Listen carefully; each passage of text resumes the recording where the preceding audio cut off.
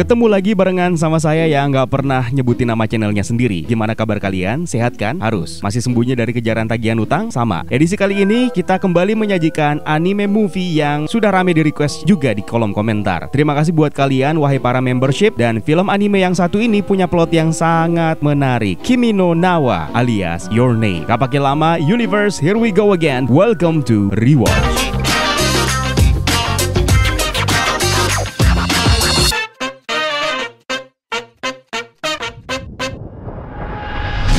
Mengusung genre romantic fantasy, Your Name alias Kimi no Na wa yang dirilis pada tahun 2016 disutradarai oleh Makoto Shinkai. Karakter di dalamnya sendiri digambarkan oleh Masayoshi Tanaka dengan pengisi suara Ryunosuke Kamiki sebagai Taki Tachibana serta Mone Kamishiraishi sebagai Mitsuha Miyamitsu sebagai dua karakter sentralnya. Meskipun ini merupakan film lama, tapi tetap saja kita pengen kasih spoiler warning buat kalian terlebih dahulu yang belum pernah menonton film yang satu ini. Ditonton deh. Film ini diawali dengan narasi sulih suara dua karakter utama kita, yaitu Mitsuha Miyamitsu dan Taki Tachibana, dengan tampilan pecahan komet berjatuhan melalui lapisan awan di langit. Kedua karakter ini berbicara seolah-olah mereka kehilangan sesuatu. Di kamarnya, Mitsuha terbangun kaget dari tidurnya setelah bermimpi bertemu dengan Taki Tachibana yang merupakan lelaki yang belum pernah dia kenali sebelumnya. Mitsuha kemudian menatap dan memegang dadanya, lebih tepatnya meremas, sambil kebingungan dan merasa aneh sendiri. Adiknya yang bernama Yotsuha juga gak kalah aneh melihat tingkah kakaknya yang sedang meremas payudaranya itu. Lalu dengan wajah menggemaskan meminta Mitsuha untuk bergegas sarapan. Mitsuha kemudian menatap dirinya di cermin dan dia pun terkejut. Di ruang makan ketika Mitsuha mengambil semangkuk makanannya, neneknya pun tidak luput kebingungan melihat tingkah cucunya yang tidak seperti biasanya. Tayangan di TV menunjukkan kalau di kota tersebut, yaitu kota Itomori, sedang mempersiapkan acara pemilihan wali kota. Di channel lainnya ditayangkan sebuah laporan mengenai aktivitas komet langka yang bernama Komet Tiamat yang akan melintasi langit bumi dan akan terlihat secara kasat mata dalam beberapa hari. Setelah selesai sarapan, kedua saudari ini pun berangkat ke sekolah. Dalam perjalanan, Mitsuha bertemu dengan teman sekolahnya, Sayaka dan Teshi, yang juga merasa ada yang berbeda dengan Mitsuha. Dengan rambutnya yang dikuncir, tidak seperti hari sebelumnya. Mitsuha juga melihat seorang calon petahana wali kota yang sedang berkampanye, yang ternyata dia adalah ayah Mitsuha, yaitu Toshiki Miyamitsu, yang menegur cara berjalannya di depan umum. Sesampainya di kelas, ibu gurunya memanggil namanya dan seketika dia pun meresponnya. Gurunya senang karena akhirnya dia mengingat namanya kembali. Rupanya lagi nih, hari sebelumnya dia tidak mengingat namanya. Dia lupa bangkunya sendiri dan juga lemari lokernya. Rambutnya acak-acakan, pokoknya tingkahnya gila. Mitsuha ini sebenarnya merasa bosan tinggal di kota Itomori dan ingin segera menyelesaikan sekolahnya dan pindah ke Tokyo. Bagaimana nggak bosan? Bahkan kafe pun juga nggak ada di kota ini. Di kuil Shinto, neneknya bercerita mengenai kejadian kebakaran Mayugoro yang sudah berulang kali beliau ceritakan kepada cucunya. Sang nenek juga kesal dengan keputusan menantunya, yaitu ayahnya Mitsuha, yang meninggalkan kuil dan keluarganya lalu beralih terjun ke dunia politik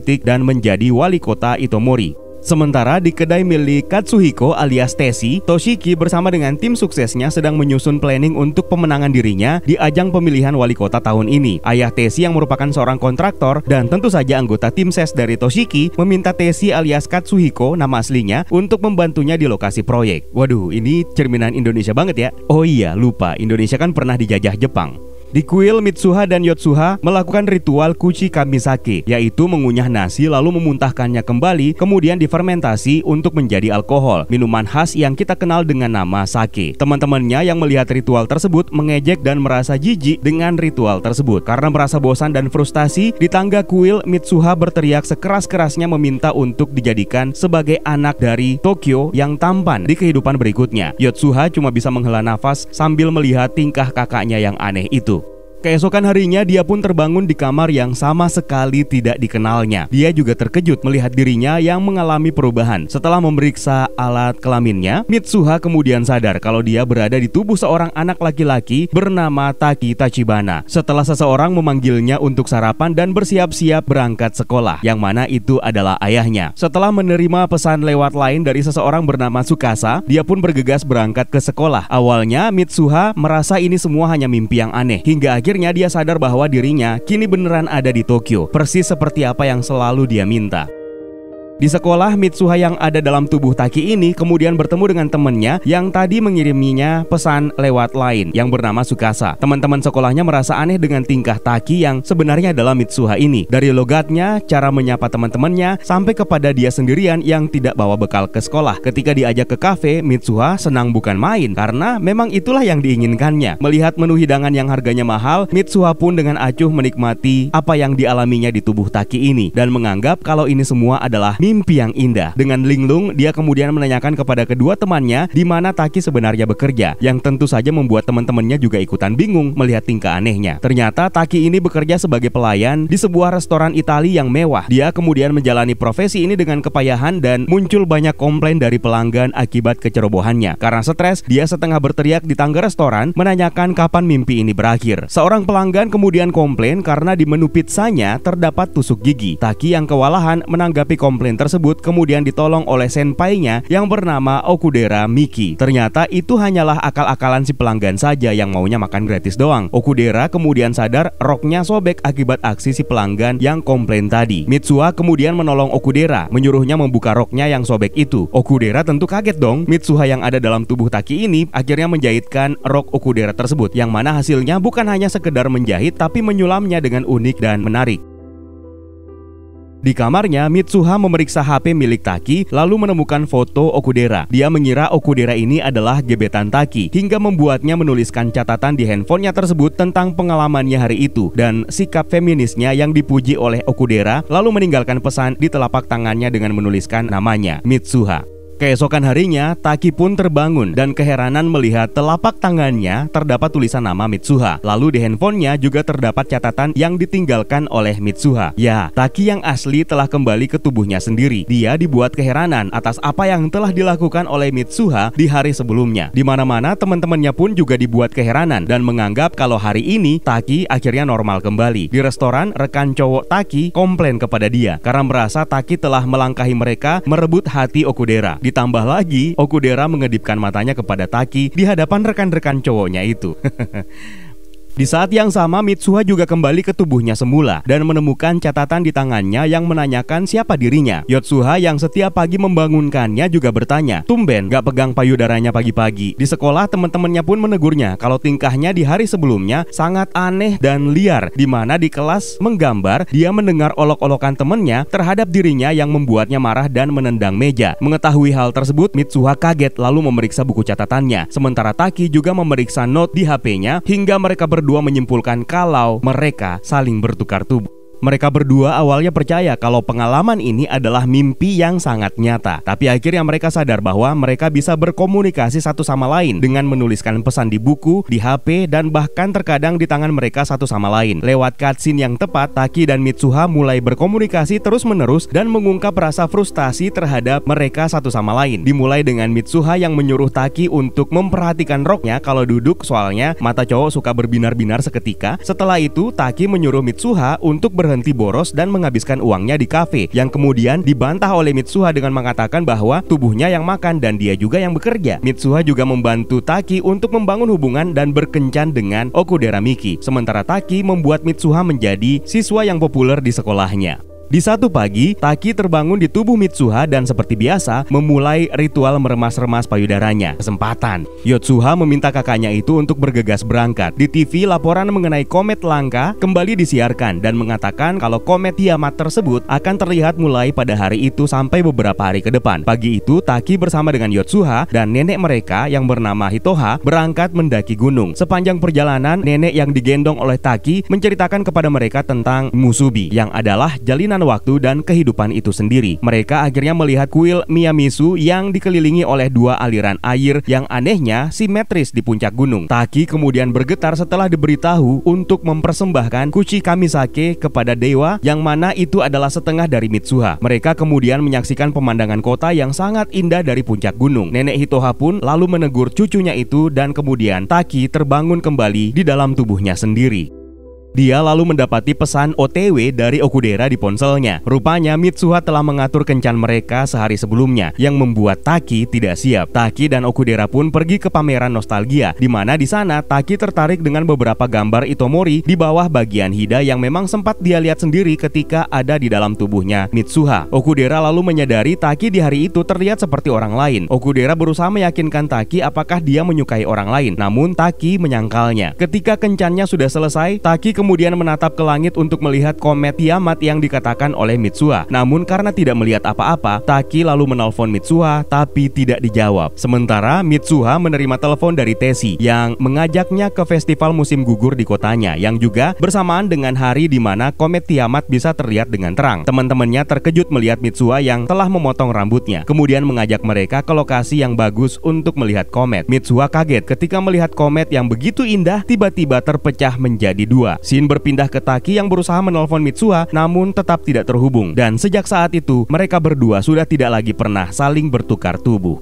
Taki pada akhirnya memutuskan untuk pergi mencari Mitsuha, dan ternyata dia diikuti oleh Okudera dan temannya Tsukasa. Dengan kereta api mereka menuju Hida. Taki sebenarnya tidak tahu nama kota tujuannya, yaitu Itomori. Dia hanya mengandalkan sketsa yang dia buat yang menggambarkan landscape sekitar Itomori berdasarkan ingatannya. Karena menyerah, dia memutuskan untuk kembali ke Tokyo. Mereka lalu singgah di kedai ramen di mana pemilik kedai memperhatikan gambarnya dan memberitahu bahwa itu adalah Itomori. Rupanya Itomori telah hancur membentuk kawah besar dan ada 500 orang yang tewas 3 tahun yang lalu setelah komet Tiamat tiba-tiba terfragmentasi atau terpecah dan menghantam kota tersebut. Teman-temannya meyakinkan apakah Taki tidak salah mengingat. Taki kemudian berniat untuk membuktikannya lewat catatan yang ditinggalkan di handphone, yang tiba-tiba catatan tersebut menghilang di depan matanya. Mereka pergi untuk memeriksa catatan perpustakaan setempat di mana Taki menemukan nama Teshi dan Sayaka, lalu menemukan nama Mitsuha Miyamizu di antara korban tewas dalam kejadian tersebut. Nah loh, bingung kan?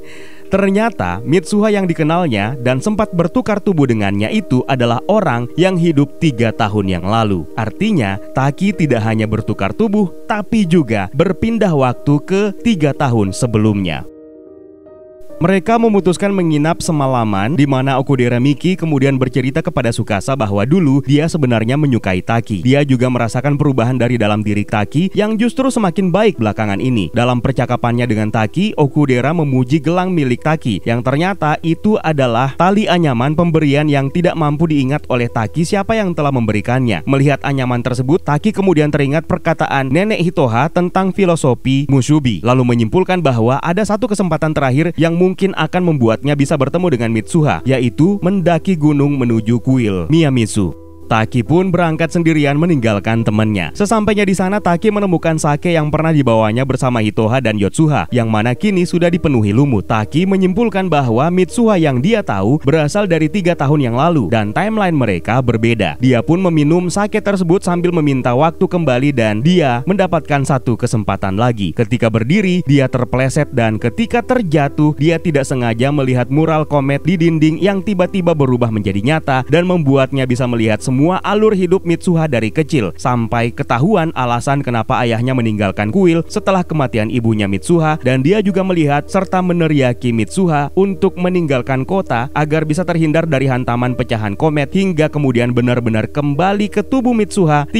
tahun sebelumnya di hari festival musim gugur digelar. Seperti biasa, dia terbangun sambil meremas payudara, dan Yotsuha ketakutan melihat tingkah anehnya, padahal sebenarnya Taki itu kangen dengan Yotsuha. Taki kemudian kaget setelah nenek menegurnya apakah dia Mitsuha atau bukan. Nenek Hitoha kemudian bercerita bahwa semasa remaja dia juga pernah mengalami kejadian aneh yang sama seperti Mitsuha. Begitupun juga dengan ibu Mitsuha. Taki kemudian memperingatkan nenek bahwa komet Tiamat akan menghantam Itomori pada hari itu. Dia pun berangkat ke sekolah lalu memperingatkan rekan-rekannya yaitu Teshi dan Sayaka. Mereka bertiga kemudian mulai merencanakan untuk melakukan evakuasi dengan menetapkan sekolah mereka sebagai lokasi evakuasi karena tidak akan terkena dampak signifikan dari hantaman meteor. Dengan berbekal riset sejarah terbentuknya Itomori dari meteorit, Taki berangkat menemui wali kota yang adalah ayah Mitsuha sendiri. Sayangnya, dia tidak berhasil meyakinkan ayah Mitsuha tersebut untuk melakukan evakuasi besar-besaran untuk menyelamatkan warga Itomori. Dalam keadaan frustasi, Taki lalu bertemu dengan Yotsuha di jalan jalan, kemudian menyuruhnya untuk meninggalkan kota bersama dengan nenek. Yotsuha malah merasa aneh dengan kakaknya itu, karena di hari sebelumnya dia bilang pengen pergi ke Tokyo. Rupanya terungkap kalau Mitsuha juga sebenarnya sama seperti Taki, yang berusaha untuk pergi menemui dirinya di Tokyo, namun tidak menyadari bahwa meskipun mereka bertukar tubuh, mereka justru terpisahkan oleh waktu. Ketika Mitsuha bertemu dengan Taki pada waktu itu, Taki justru tidak mengenalinya. Mereka pun terpisah karena crowd penumpang kereta dan meninggalkan tali kepang rambut Mitsuha kepada Taki yang kemudian dia jadikan gelang di tangannya. Ya, gelang di tangan Taki itu rupanya pemberian Mitsuha yang kala itu belum dia kenali. Di kuil, Mitsuha terbangun di tubuh Taki, lalu beranjak ke puncak gunung dan menyaksikan Itomori ternyata sudah lenyap. Taki yang berada di tubuh Mitsuha sendiri berusaha menyusul ke puncak gunung karena yakin dia bisa bertemu dengan Mitsuha yang ada di tubuhnya di kuil tersebut. Sesampainya di sana, mereka ternyata tidak saling bertemu. Dengan keyakinan kuat, mereka saling meneriaki diri mereka masing-masing yang ternyata masing-masing dari mereka mendengarnya. Taki-kun! Mereka pada akhirnya bisa saling merasakan kehadiran masing-masing, namun tidak dapat saling melihat dan bersentuhan hingga senja pun tiba, yang dalam film ini disebut dengan kata waredoki atau jam ajaib atau apalah, tolong dikoreksi buat kalian yang lebih tahu. Mereka akhirnya kembali ke tubuh masing-masing dan akhirnya bertemu untuk pertama kalinya dalam keadaan saling kenal. Setelah Mitsuha sempat komplain karena Taki telah meminum kuchikami sake dan ketahuan sering meremas payudaranya ketika bertukar tubuh, Taki pun mengembalikan tali kepang rambut milik Mitsuha dan memintanya gantian untuk menjaganya. Lalu mereka saling menuliskan nama di telapak tangan masing-masing. Belum selesai Mitsuha menuliskan namanya di tangan Taki, kata waredoki pun selesai dan Mitsuha menghilang. Taki berusaha terus mengingat nama Mitsuha hingga ketika akan menuliskannya sendiri di telapak tangannya, ingatan Taki terhadap nama Mitsuha hilang. Dengan tubuh dan kesadarannya sendiri, Mitsuha pun kembali bertemu dengan Teshi dan memulai rencananya menyelamatkan kota dari pecahan komet Tiamat. Teshi meledakkan gardu listrik yang menyebabkan pemadaman listrik total, sementara Sayaka menyiarkan peringatan palsu dan perintah evakuasi ke SMA Itomori, sekolah mereka. Ingatan Mitsuha tentang Taki juga perlahan menghilang. Teshi kesal dan tidak mau tahu. Dia meminta Mitsuha untuk segera pergi meyakinkan ayahnya untuk mengeluarkan perintah evakuasi besar-besaran segera. Dari balai kota, Pak Wali malah memerintahkan untuk menghentikan peringatan palsu dari Sayaka dan berusaha menenangkan warga. Sementara Mitsuha terus berlari berpacu dengan waktu sambil berusaha mengingat nama Taki yang hilang dari kepalanya. Setelah sempat terjatuh, Mitsuha menemukan tulisan di telapak tangannya, namun ternyata bukan nama Taki yang ada di situ, melainkan tulisan "Aku mencintaimu" yang ditulis oleh Taki sebelumnya. Sesampainya di balai kota, Mitsuha pun akhirnya bertemu dengan ayahnya. Pemandangan komet Tiamat yang indah terlihat di langit yang kemudian terbelah dan pecahannya tersebut mendarat tepat di Itomori dan menghancurkan kota tersebut. Berhasilkah Mitsuha meyakinkan ayahnya untuk menyelamatkan warga Itomori? Tunggu, sabar, ambil nafas dulu. 5 tahun kemudian, Taki akhirnya lulus dari universitas dan mencari pekerjaan. Dia merasa kehilangan sesuatu yang penting, tapi dia tidak bisa mengingatnya. Dia malah tertarik dengan komet yang seketika membuat pikirannya tercerahkan. Terungkap pula di media pemberitaan tentang kejadian meteor yang menghantam Itomori yang teridentifikasi sebagai bencana besar yang tidak terprediksi. Entah bagaimana caranya, sebagian besar penduduk Itomori selamat dari bencana tersebut. Media kemudian menyoroti peringatan palsu dan rumor yang berkembang kala itu, yang mana sudah jelas kan Mitsuha berhasil meyakinkan ayahnya dan mereka selamat dari bencana tersebut. Di sebuah kafe, Taki mendengarkan percakapan sepasang kekasih yang berencana menikah, yang ternyata mereka adalah Teshi dan Sayaka. Taki merasa mengenal mereka berdua. Di jalan, Taki berpapasan dengan seorang gadis yang memakai payung, tapi mereka saling cuek dan terus melanjutkan perjalanannya. Di hari selanjutnya, mereka kembali berpapasan dan kali ini saling bertukar pandangan di kereta yang berbeda. Setelah saling mencari, mereka pun bertemu di tangga kuil Suga. Dengan malu-malu mereka berdua saling menanyakan nama masing-masing. Kimi no namae wa?